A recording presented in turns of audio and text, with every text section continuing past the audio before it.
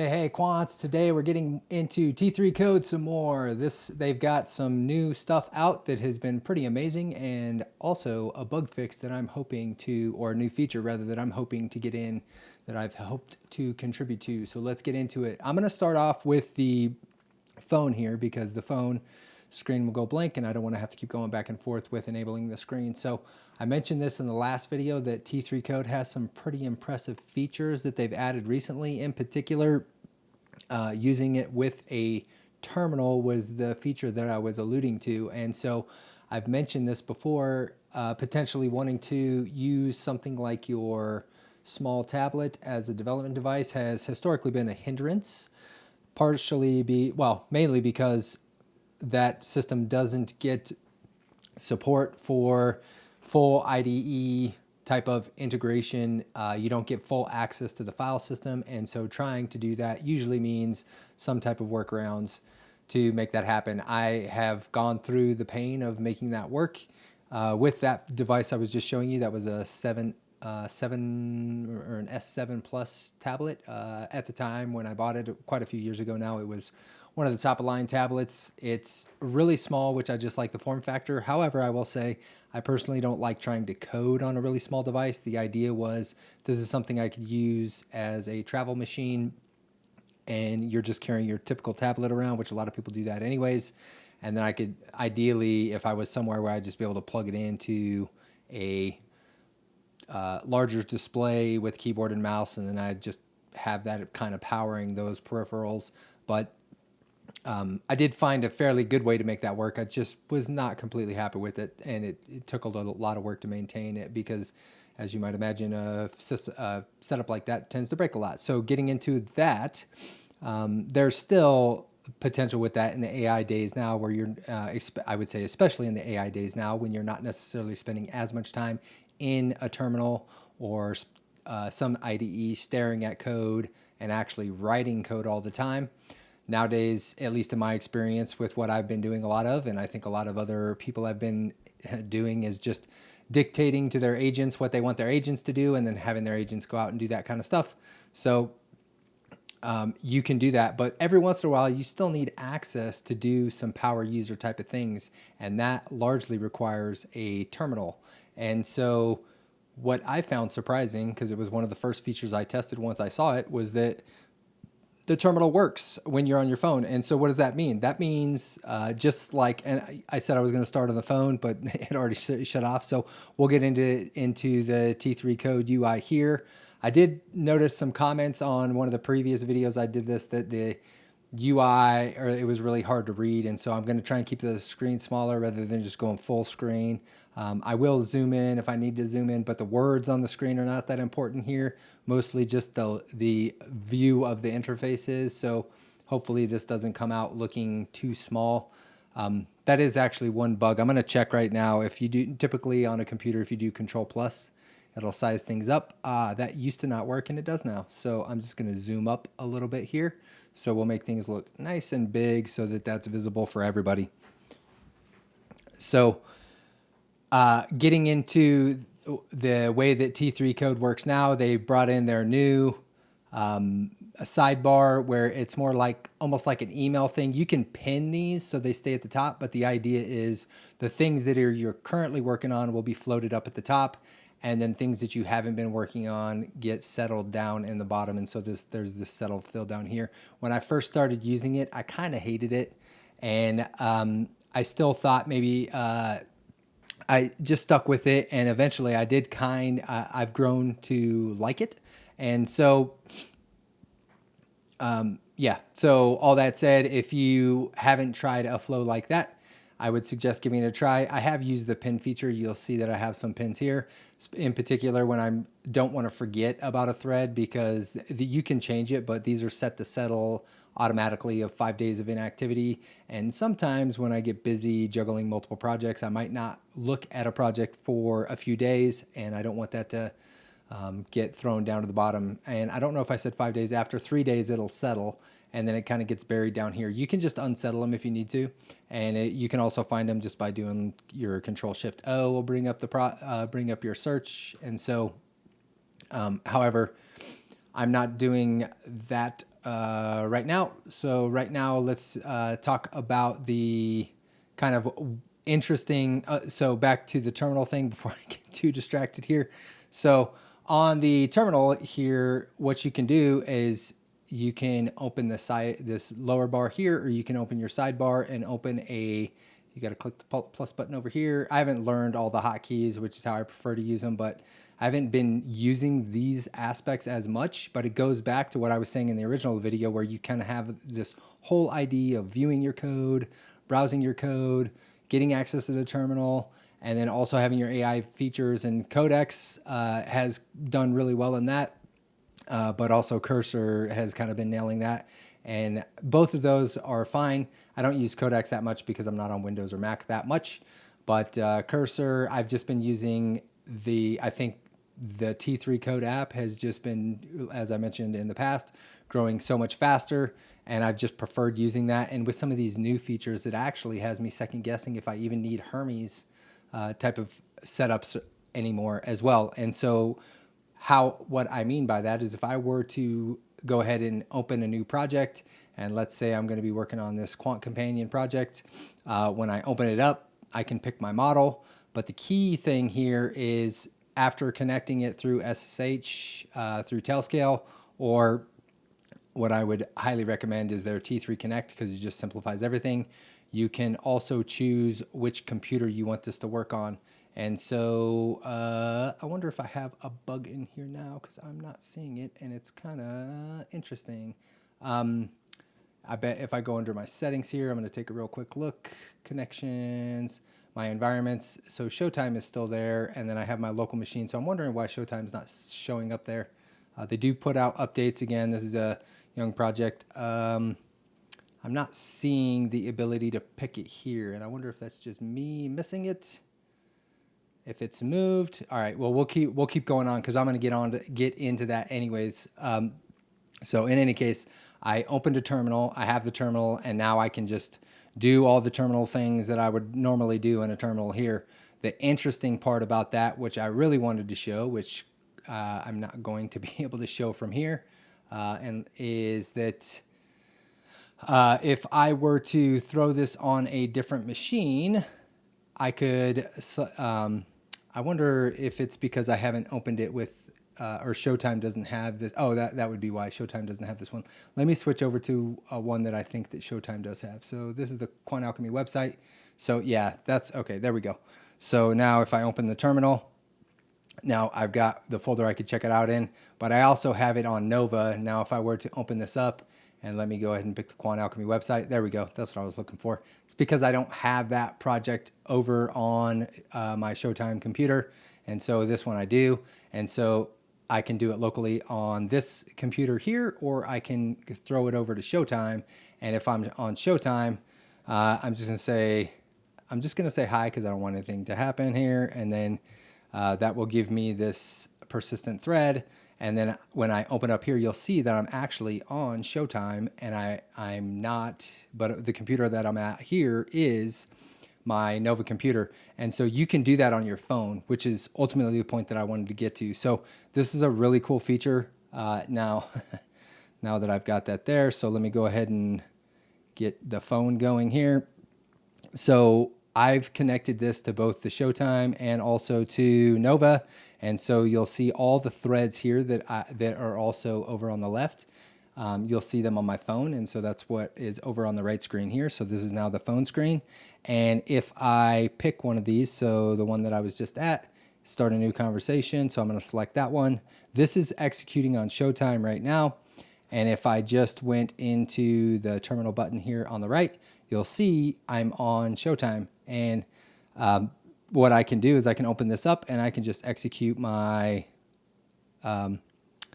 Showtime commands. And so you can see all the different files that live in that particular directory on Showtime. And I can also run, my dev server commands and all that. And so the next step from here is, okay, if I can run my dev server commands from here, can I also open a browser from there that would be forwarded from Showtime? Because then that gives me the whole gamut of being able to run things in a browser in that application also acts as the terminal, and then I won't go into the files this time, but also acts as the files, and edit the files there as well. Plus you see your diffs and everything, which I went over in a past video, so I'm not going to go over in this video here.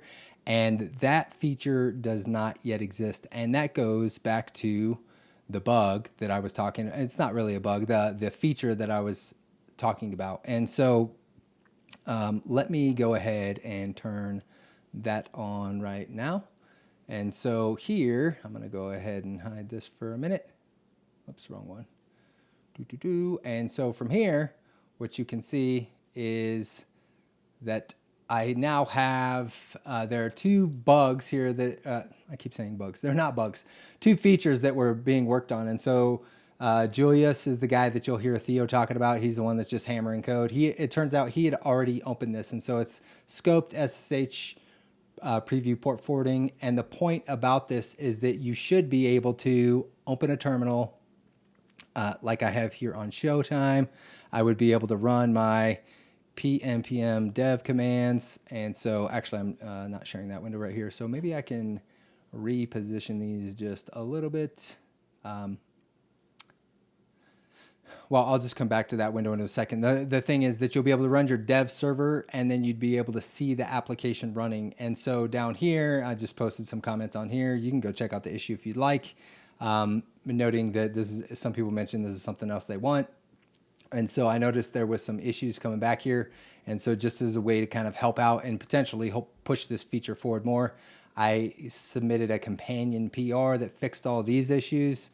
And then I also ran a demo of it where I run it. And so you can kind of see on the screen down here, I'm running the dev server in the bottom left. Looks like the window's not updating here. Probably because it's a different tab. That's interesting. So, or the window, it's just looking at the wrong window. Give me 1 second. I'm just going to update this because I really would like to show that if I can.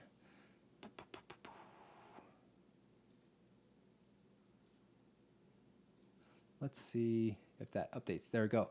And so down in the bottom left here, I'm running the dev server in T3 code, and then I open the preview so you can see your localhost URL that it's on. And then this was my blog that I'll probably just mention a little bit about that at the end, but it's a blog that I never blog on, but I've been putting some interesting stuff up there now. And so this was kind of what we wanted to get. And so that way you can run it in there and everything's actually running from a different machine. So if I'm on my phone, I potentially could, or a tablet, I could be running a forwarded UI instance and see and test everything there. Now this is very much web development type of workflows. If you're running native applications, that kind of thing is unlikely to work. But since a lot of what I do is web development, and I think a lot of the guys that are working at T3 Code do that too, it fits that particular workflow. So let me go ahead and hide that again. And so I just want to show T3 Code. And so from here, what I was talking about is I'm not going to do the QA website. I think I've got the, it's not up here now. I'm going to open it. So I think I already have it, which is just this blog site here that I have. And so can I open this? So yeah, so it's got a branch here that's working. What I want to do, so I want to make sure that I'm running on main right now.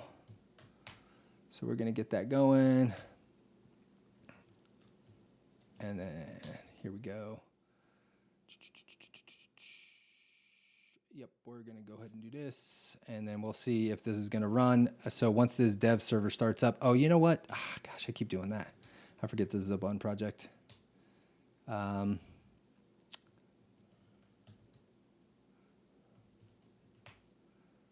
All right, there we go.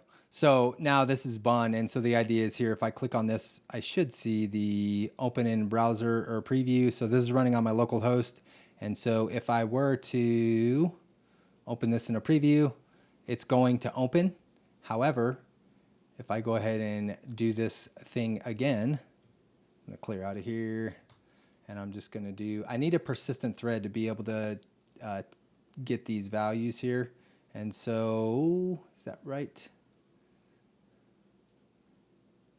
Should be able to.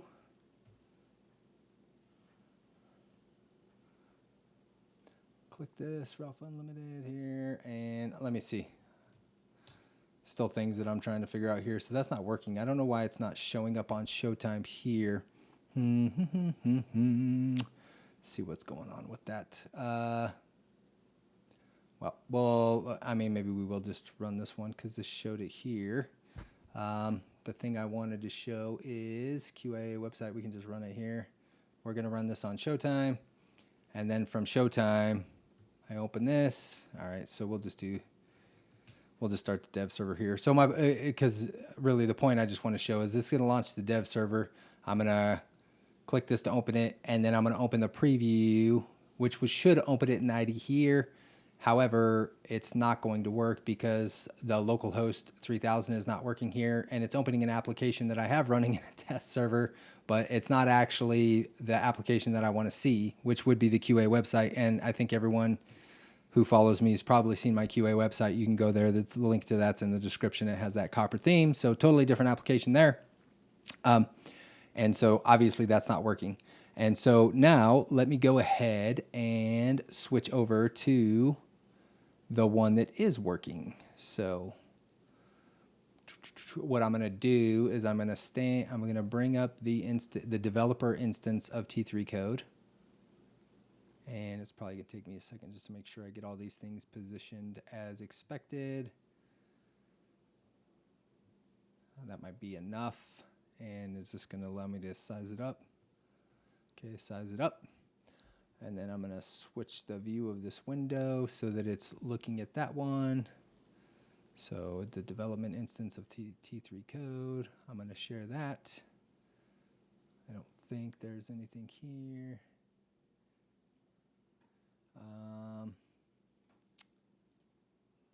Get to where I want to see here. I think this is good.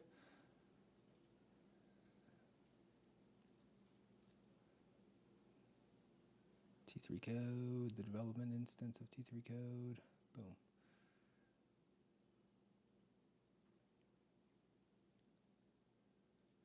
And is it showing? All right, so I did blow this up a little bit, but same idea. So I've got this persistent issue here, or the persistent thread here. What I've done, and again, this is related to the bug, so if you really want to get into the details of how this is working, you should go look at the bug. But this is working on a test user that I set up on Showtime specifically to test out this branch. And so we are in the Ralph Unlimited application, which was the blog one that I was showing you, and that's the one that I used for the bug. And so from here, if I just do bun dev, it should start off the bun dev server. And I think I need to source some stuff here.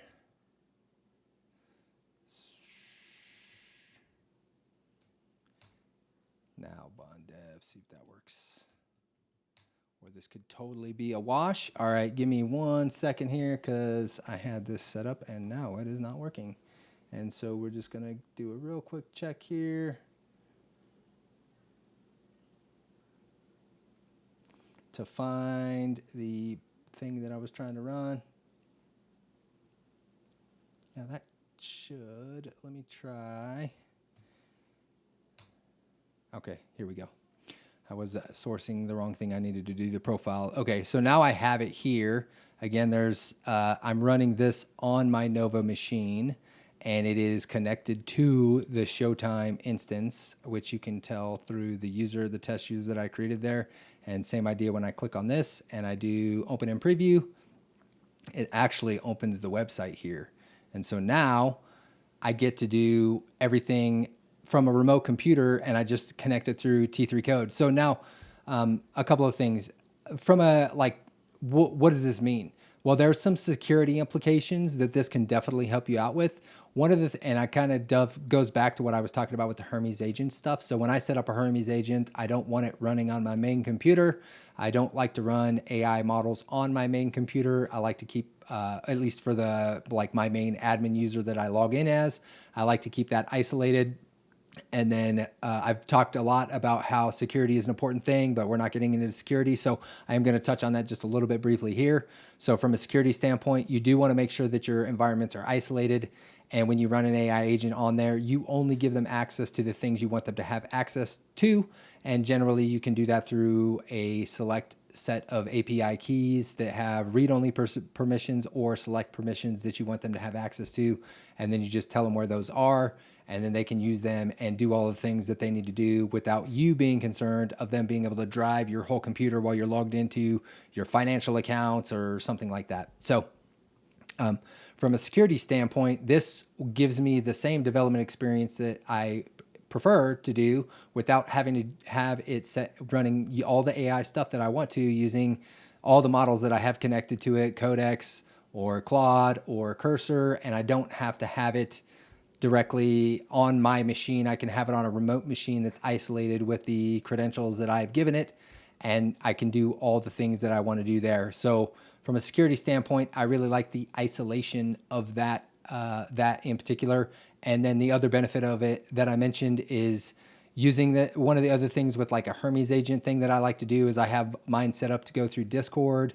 A lot of people will do it through Telegram, and they even have the ability to do like iMessages or something. I don't even know if it's called iMessages anymore, if it's just messages, but you can do it through basically like your text messaging interface, which I don't like that flow because I think that's hard to peruse, but Discord's my preferred method. And so for Discord, I'll have a bunch of different channels for communicating. Well, as we went back to the threads, you have all those threads on the left side. So each one of those, you could pin them if you want to pin them, because it's the same idea in Discord. For each thread that you create, you're going to have a new session, and so a new set of context.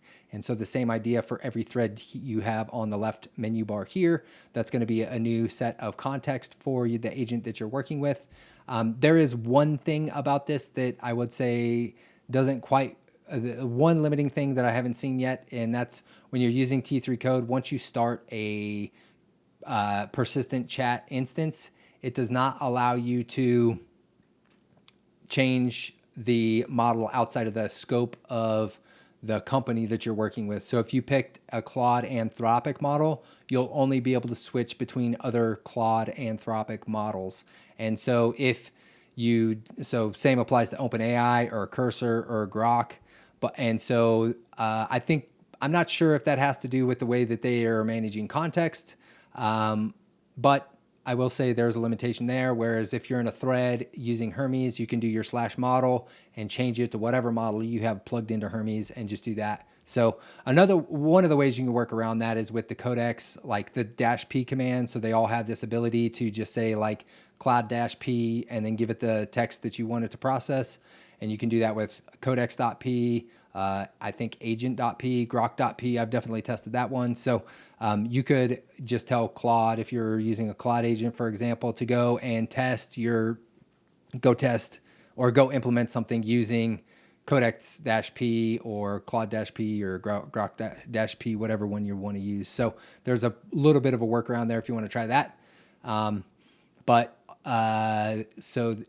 So back to the Discord thing. That is very easy for me to use on my phone, and I can message things that I know when I'm away from my computer. Doing this is kind of the same idea, where I can have a persistent running machine that I don't ever turn off, and then I still have the T3 Code app, which I already showed, and I can create an instance connected to that particular machine, and I can have it doing work on that machine while I'm on the go, and it's basically the same exact development environment that I would be working with on my main, my daily driver computer or my main battle station. And so I find that to be a lot more compelling than just being able to chat through Discord. Although I haven't given up Discord altogether, I still like that. And for running cron jobs and schedules and stuff like that, I still like to use Hermes for that type of thing. So Yeah, that's the gist of what I wanted to go over with T3 code. I would keep an eye on these bugs. Maybe I'll put them in the description here, so you can just go link to those bugs and thumbs them up if you think that's an interesting idea as well, because I would love to see this feature get implemented. I know Julius has already submitted this. I think it was back in July July 16th he submitted it, and so I'm trying to help push that along by just committing some of my own tokens towards doing these fixes, and then also a little bit of my time just testing it to make sure that the fix actually works. And so, yeah. So if you like that, we'll go and thumbs up those descriptions or something. Let's try to get some visibility on it. And then the last thing I'll mention, just as in closing here, the Ralph Unlimited site that I did. I know I've been doing some AI benchmark stuff recently. I've updated my main blog site, which is just Ralph Unlimited. I don't think I put the description down in here. It's really easy to find. So what I've done with the AI benchmarks is I started publishing the results on this site. So if you want to you don't want to go run the AI benchmarks yourself, which makes sense to me, honestly, because you got to spend tokens to do that. Maybe people don't want to spend their tokens if they're hitting their limits all the time doing that stuff. And so you can come over here, you can hit the lab, and then you can get an idea of what the ratings are for these. I will say I have automated the ratings. They're supposed to be objective. I can already tell you right now that it is not really correct, because this void breaker got an 82, which from Gemini 3.7 Flash. And if you remember me doing the video for that one, this one didn't even run. And so there's no way that this should be an 82 and beating everybody else. And so one of the problems that I ran into with trying to get the objective metrics is that it's a review of the code, and it's not. I did try to make it play the game, but it ran into a lot of issues playing the game, and that was, maybe I'll look at that again in the future, but it was just proving to be too much of a pain for the machine or the AI to really figure out how to make the harness work to play the game and then also review the game. And ultimately, I would say that was somewhat subjective anyways, because someone's opinion about how a game feels, unless it just straight up is broken, which turns out to be the case here, is going to be a subjective opinion and not the objective metrics that I would prefer to have coming from machine automation. And so the results are down here in the benchmark. So if you were to click on Cruiser Reloaded and then go to the details for this one, you can click on the play full screen. And this, I'm curious, since I'm running this on the developer instance, I don't think this is actually going to load. And so I did click on this. What it will do, I will just put a little call out here. If you play the game for a minute, you get the ability to come in here and rate this yourself.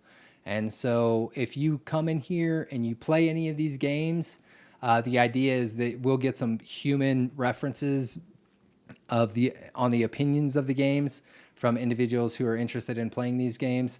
And so so in any case, if you come into the lab and check those out, those will be there. And I just think that information would be useful to have. So, and maybe have some fun playing those games. I mean, I was having a kick playing some of those games. So they should all be there for you to play now. And you don't have to do anything. You just go to the lab and play them. So that's going to be it for today. And let me know if you have a just final call out on going and upvoting that bug so we can maybe get that fixed, because I think that would be awesome. And we'll catch you on the next one. Peace, quants.